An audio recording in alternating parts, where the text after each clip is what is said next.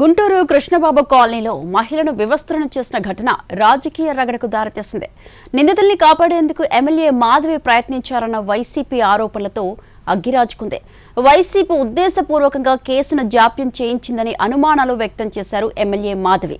అసత్య ఆరోపణలు చేస్తే పరువు నష్టం దావే వేస్తానంటూ వార్నింగ్.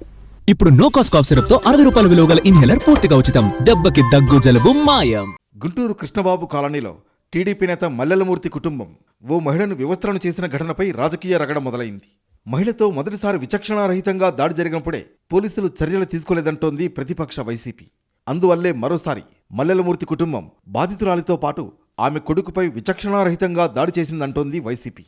ఈ వ్యవహారంలో ప్రధాన నిందితుడైన టీడీపీ నేత మల్లెలమూర్తిని కాపాడేందుకు ఎమ్మెల్యే గల్లా మాధవి ప్రయత్నించారన్నారు వైసీపీ నేత అంబటి రాంబాబు. సమయంలో వార్డు సెక్రటరీ హోదాలో ఉన్న ఆ వ్యక్తి దురుసుగా ప్రవర్తించి బాధితురాలిపై మొదటిసారిగా దాడి చేశాడు. దీంతో బాధిత కుటుంబం పోలీస్ స్టేషన్కి వెళ్లి ఫిర్యాదు చేసింది. కానీ పోలీసులు ఎలాంటి చర్య తీసుకోలేదు. పోలీసులు ఎందుకు చర్య తీసుకోలేదు? ఇది ప్రశ్న.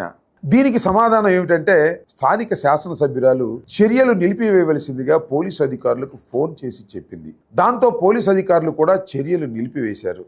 ఇంతటితో కథ ముగిసి ఉంటే తర్వాత జరిగిన ఘోరమైన సంఘటన జరిగి ఉండేది కాదు. జరిగిన దారుణంపై బాధితులు రెండోసారి పోలీసులకు ఫిర్యాదు చేసినా కేసు నమోదు కాలేదన్నారు అంబటి. దీనికి కూడా ఎమ్మెల్యే గల్లా మాధవే కారణమన్నారు. పోలీసులకు ఫోన్ చేసి కేసు రిజిస్టర్ చేయవద్దని ఎమ్మెల్యే ఆదేశించడమే దీనికి కారణమన్నారు అంబటి. తర్వాత ఇరుపక్షాలను పిలిచి రాజీ కుదిర్చే ప్రయత్నం కూడా చేశారని ఆరోపించారు. ఈలోగా సీసీటీవీ కెమెరాల ఫుటేజ్ సోషల్ మీడియాలో వైరల్ కావడంతో కేసు నమోదు చేయాల్సి వచ్చిందన్నారు అంబటి. నడిబజారులో వివస్త్రణ చేసి అత్యంత దారుణంగా అవమానించారు. ఇది కేవలం ఒక మహిళపై జరిగిన దాడి మాత్రమే కాదు, మానవ సమాజం మొత్తం తలదించుకునేలా చేసిన అత్యంత అమానవీయమైన ఘటన. ఈ ఘటన జరిగిన వెంటనే బాధిత కుటుంబం మరోసారి పోలీస్ స్టేషన్ కు వెళ్లి ఫిర్యాదు చేసింది. రాత్రి 1 గంట వరకు వారు పోలీస్ స్టేషన్ లోనే ఉన్నారు. అయినప్పటికీ మరుసటి రోజు వరకు కేసు నమోదు కాలేదు. నిందితులపై ఎలాంటి చర్య కూడా తీసుకోలేదు. దీనికి కూడా కారణం శాసనసభ్యురాలే స్వయంగా ఫోన్ చేసి కేసు నమోదు చేయవద్దని పోలీసుల్ని ఆదేశించింది. మరుసటి రోజు అంటే 16వ తేదీన నిందితులను కూడా పిలిపించుకుని ఎమ్మెల్యే గారు మాట్లాడారు. అంటే ఉభయులకి రాజీ చేసే మార్గాన్ని అన్వేషించారు. అందుకోసమే కేసు ఆపేశారు. అయితే ఎమ్మెల్యే గారి వద్దకు వెళ్లి బాధితులు విషయాన్నంతా మరోసారి చెప్పారు. తమ దగ్గర ఉన్న సీసీ ఫుటేజ్ను కూడా చూపించారు. అయినా ఆమె కేసు రిజిస్టర్ చేయించలేదు. ఇది ఇలా జరుగుతుండగా సీసీ కెమెరా ఫుటేజ్లు సోషల్ మీడియాలో వచ్చాయి, రెగ్యులర్ మీడియాలో కూడా వచ్చాయి.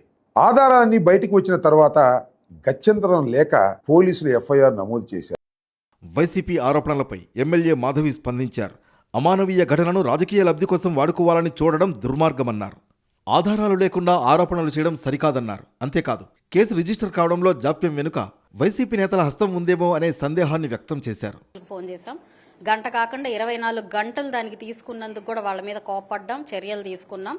ఇది ఎన్డీఏ కూటమి నాయకత్వం అంటే. ఒక మహిళా నాయకురాలిగా మహిళ పట్ల జరిగిన అలాంటి అమానుషమైన విషయానికి, ఘటనకి తీవ్రంగా స్పందిస్తూ మేము యాక్షన్ తీసుకుంటే దాన్ని వక్రీకరిస్తూ ఇష్టం వచ్చినట్టు మాట్లాడుతున్నారు.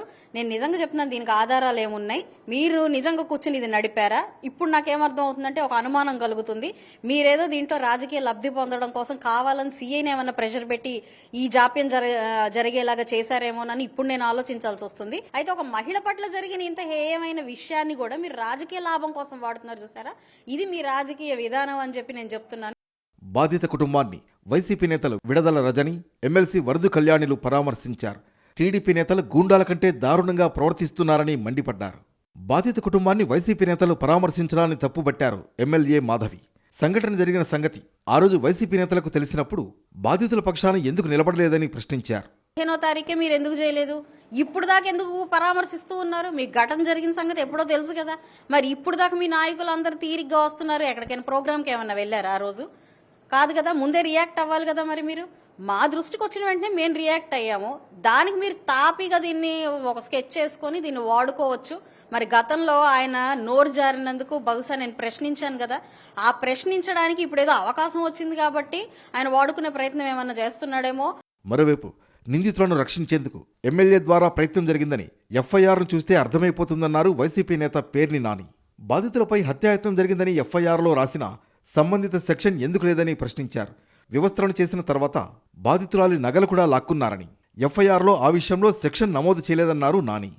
అంటే వైరుతో పీకకేసి ఉరివేయబోయాడు, చంపబోయాడు. మరి అటెంప్ట్ మర్డర్ కేసు ఏది, సెక్షన్ ఏది దీంట్లో? ఎందుకు లేదు? 109 కట్టాలి కదా, కొత్త చట్టం ప్రకారం 109 కట్టాలి కదా అటెంప్ట్ మర్డర్. ఎందుకు కట్టలేదు? ఈ సెక్షన్లు ఎందుకు లేవు? ఎక్స్ట్రాషన్ ఎందుకు లేదు? అలా అమ్మ ఒంటి మీద నగలన్నీ కూడా దుర్మార్గంగా కీచుకుళ్లాగా బట్టలు లాక్కున్నట్టే బట్టలు లాగి పక్కన పారేసి నగలు మాత్రం లాక్కుపోయారు కదా. మరి ఆ సెక్షన్లు అయ్యి చూడండి, ఆ సెక్షన్ లేవు. ఎఫ్ఐఆర్లో కంటెంట్ ఇది.